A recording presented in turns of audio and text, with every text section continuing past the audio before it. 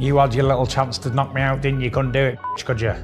Hit me with 10 shots in a row and couldn't do it. You too have chance. Tyson Fury just delivered a savage knockout reaction to Oleksandr Usyk, not in the ring, but through his response. It all began when Usyk posted an Instagram story that didn't just cross the line. It drop-kicked it. Fury's reply was so intense, it felt like a knockout in itself. Tyson, don't be afraid. I will not leave you alone. While everyone's excited about the rematch, especially after the Mike versus Jake circus that lowered expectations, Usyk seems to forget boxing isn't a free-for-all. Fury, the self-proclaimed king of everything, is loud, brash, and unapologetic, but one thing he won't tolerate is nonsense from his opponents. His reaction speaks volumes. I know his team are a little bit upset. They've even compared me to Vladimir Putin today. I'm not sure why, because I've been rapping Tupac. When Usyk pulled this stunt, Fury's explosive response was as expected, and honestly, it might have overshadowed the fight itself. Fuck your team, fuck Usyk, fuck the Alex, and if you're down with Usyk, well, fuck you too, just like Tupac said. After all, this is the Gypsy King we're talking about, the guy whose entire identity is built around being the best. But let's be honest, after his first professional loss to Usyk, the cracks in that crown are starting to show. Fury's been calling this his countdown to redemption, which is just a fancy way of saying, I need to win or I'm finished. Let's not sugarcoat it. His loss to Usyk was a wake-up call. Fury walked through that fight too comfortable, too cocky, and it cost him, especially in that 9th round. Remember that round? The one where Usyk made Fury look like he'd accidentally walked to the wrong sport? It wasn't just a loss, it was a public humbling of the highest order. And for someone like Fury, who thrives on being larger than life, it must have felt like getting dumped on in front of the whole school. Now his talk of redemption feels more like a tightrope act. Is he genuinely confident, or is he bluffing, hoping no one notices the panic behind his bravado? Usyk's a worried man, and I've been around fighting men all my life. I can see inside the soul.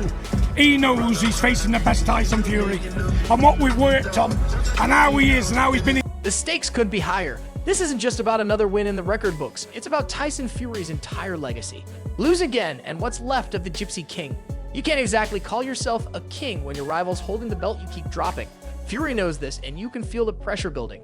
It's not just about fighting Usyk, it's about fighting for his identity, for his survival as the heavyweight superstar he claims to be. Meanwhile, Usyk is sitting back, cool as a cucumber, probably sipping tea while quietly plotting Fury's downfall again. The man doesn't just prepare for fights, he studies his opponents like he's writing a thesis. And let's not forget the mental games.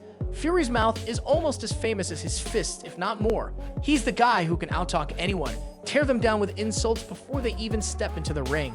But this time, his usual routine isn't landing quite as it should. Usyk isn't just immune to Fury's trash talk, he's turning it into entertainment. The Greedy Belly nickname, a stroke of genius. It's more than a jab at Fury's fluctuating waistline. It's a dig at his lack of discipline, arrogance, and unpredictability. Fury can puff up and roar all he wants, but Usyk's just smirking, throwing out one-liners that cut deeper than Fury's loudest rants. Hey, my friend Greedy Belly, continue training. I'm rest, brother. I know. You hard work. It's good. Appreciate it. When Tyson Fury stepped into the ring against Oleksandr Usyk in May, he wasn't just facing his opponent, he was dealing with the absolute madness unfolding in his own corner.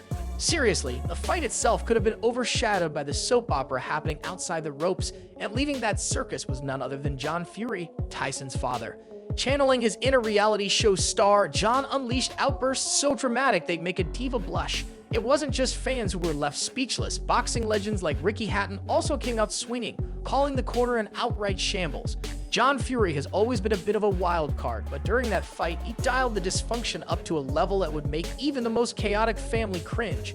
While head trainer Subaru Stewart tried to provide clear strategic instructions, John was busy shouting his own contradictory advice, turning what should have been a united front into a shouting match. Imagine trying to box one of the smartest fighters in the world while your corner sounds like a badly organized karaoke night. Tyson may have been trading punches with Usyk, but mentally he was drowning in the noise from his own team. Fight, but successfully replacing his mischievous father, who would always make fighting headlines than the fighters themselves. 5 rounds. Usyk is a good little fighter at middleweight and light heavyweight, maybe up and cruiser, but he can't mess with them big guys.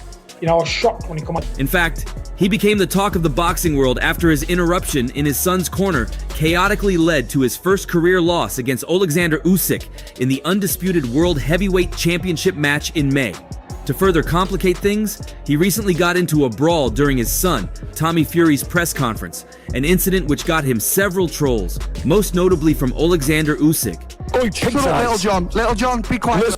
This mess has raised serious questions about John Fury's role in Tyson's camp. Let's be real, when Ricky Hatton, who's no stranger to high-stakes wars, calls it out, you know there's a problem. Hatton didn't just criticize, he issued a warning. Tyson needs a single steady voice in his corner, not a free-for-all. But here's the kicker. Tyson's loyalty to his father is rock solid, even when it might not be in his best interest. For the Fury family, it's not just about boxing, it's everything. The problem in boxing, though, is that sentimentality doesn't win titles. Enter Silverdale Stewart and Andy Lee, the two professionals trying to bring order to the chaos. These guys know their stuff. Silverdale's pedigree is unmatched, and Andy Lee is no stranger to the spotlight either. Both have made it clear that Tyson needs focus and structure if he's going to succeed. But let's be honest, can they really outmaneuver the larger-than-life influence of John Fury? If they can't, and that same circus follows Tyson into the rematch, Usyk will have a field day tearing Fury apart. But Fury had planned something else. Focused and a little bit more smart to get the victory. As it would seem, my rematch with people is always ends up one way. I always end up knocking him out in the rematch. Speaking of Usyk, the man isn't flashy, loud, or theatrical. He's just devastatingly effective. His performance in May was a masterclass in precision and strategy. While Fury relied on his usual size and reach advantages, Usyk dismantled him with sharp angles, footwork that defied physics, and a ring IQ that could put a chess grandmaster to shame. By the 9th round, Usyk and Fury figured out, exposing the cracks in his defense and proving that brute strength means nothing without the brains to back it up. Usyk's intelligence and technique left Fury scrambling. Counting down the days until I can get my redemption on Usyk. December the 21st is going to be my time. I've done everything in boxing, but I ain't come back from a loss. And I relish it. Unlike his usual style, what makes Usyk truly terrifying is his adaptability. He doesn't enter a fight with a rigid plan, he studies, adjusts, and evolves mid-fight. That's exactly how he flipped the script in their first bout. While Fury was banking on wearing him down, Usyk had already shifted gears, forcing Fury into a game of catch-up. He was never going to win. By the final rounds, the narrative wasn't about Fury's power, it was about Usyk's total control. Here's the thing about Usyk. His confidence isn't built on bravado or trash talk. It's carved out of discipline and hard work. While Fury played psychological warfare, Usyk was quietly training, fine-tuning the skills that would leave the Gypsy King scrambling. Usyk doesn't waste energy on hype. Every move, every decision is calculated. That's what makes him lethal. His focus, precision, and mental fortitude are the real weapons that set him apart. Heavyweight division, proving that size and power alone are insufficient without technical expertise. He's a heavyweight, and the heavyweights were never really that good in terms of that kind of At the end of the day, this fight is shaping up to be more than just a physical battle. It's a clash of philosophies. On one side, you have Fury relying on his family's chaotic loyalty and his larger-than-life persona to carry him through. On the other, there's Usyk, cool and focused, determined to outsmart and outclass his opponent. The question is, can Tyson Fury pull himself together and silence the circus, or will Oleksandr Usyk prove once again that precision always beats pandemonium? Either way, this rematch isn't just a fight, it's a showdown for survival.